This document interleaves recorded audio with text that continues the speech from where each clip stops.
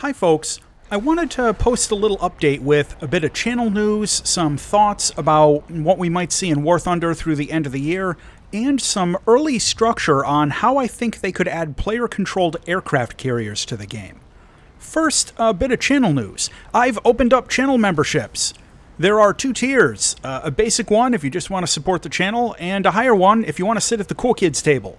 The perks are pretty normal, some fun emojis, occasional members-only posts, occasional access to early vids, some chat badges when I do live premieres, and if enough people sign up to make it a good sample size, I'll start doing polls letting folks vote on what vehicles I cover. Of course, disclaimers, that I still run the channel as a hobby, not a full-time thing, so it's hard to promise specifics since I might get bogged down at my day job and have a slow week or two now and then, but I'll try my best to make it worthwhile. Next, I've resisted doing this for a long time for various reasons, but I'm going to start occasionally posting updates of some of my older reviews. There are a small handful that either haven't aged well because the vehicle got major and radical changes, or that I just wasn't satisfied with the production quality. There's also two or three that, looking back, I may not have given the vehicle a fair shake and I was a little too negative. This won't be all at once. I'll trickle in a few updated vids over a longer period, but for those of you who've occasionally requested updated reviews, just know that I've heard you and I'm going to start posting some. The last bit of news I'm just going to mention because I know people will ask in the comments on a vid like this. No, I still don't have an affiliate link from Gaijin to support the channel with the GE discount and the decal in-game or anything yet. Sorry, I don't make the rules with that. The main thing they care about is still views per vid, and mine are still pretty low. Anyway, I wanted to share a couple of things that have been bouncing around in the back of my head about, some significant new updates we might see by the end of the year. And just to be clear, I don't have any inside info. This is more just intuition and educated guessing.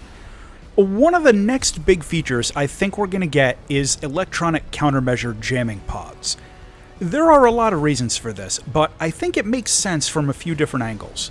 First, it's a fairly major component of modern air warfare that isn't present in the game yet, and second, it would help address a lot of the community gripes about the current state of top-tier spam ram battles.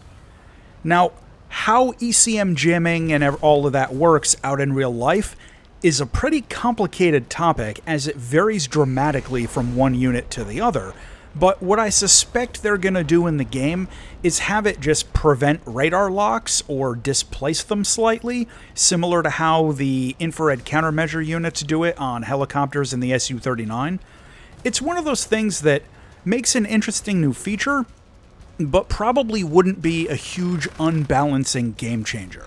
More useful than the tank plows, but not as big of a fundamental game change as the introduction of active radar missiles was.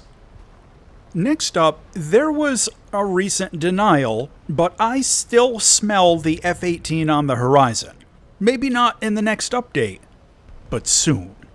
And to be honest, I'm really surprised we got the F-15 before the original F-18A. But the Hornet family is the last major American fourth-generation fighter family we don't have represented at all in the game yet. Now, I'm still worried that they're going to want to push the power creep the way that they always do and give us a later model like the C or D before we get the A. I mentioned in another video that I really don't think they should do this, and that we should get the earlier Hornet first, even if it's not 13.7 throwing AMRAAMs all over the place. But unfortunately, my gut tells me that the power creep will make them more money, so that's what they're gonna go with. I hope that I'm wrong. The last thing I want to share, and also ask for your input on, is the starting framework of a proposal I'll be sending to the Snail about integrating aircraft carriers into the game. Now, if you've been following the channel for a while, you'll know that about once a year I send them a fairly detailed proposal for some significant new change or some restructured addition to the game or something like that. First, it was an expansion of early beam-riding air-to-air missiles and the addition of the AIM-4 Falcon. Second was my large proposal to fix the game modes for adding new bombers and Cold War bombers. Then, last year, my proposal to address all of the community drama and all of that was going on over the summer. That got a lot of views. You've probably seen it. And this year, it's going to be a proposal to add aircraft carriers, including player-controlled aircraft carriers. Again, this is the start of a proposal, so I'm curious what you think.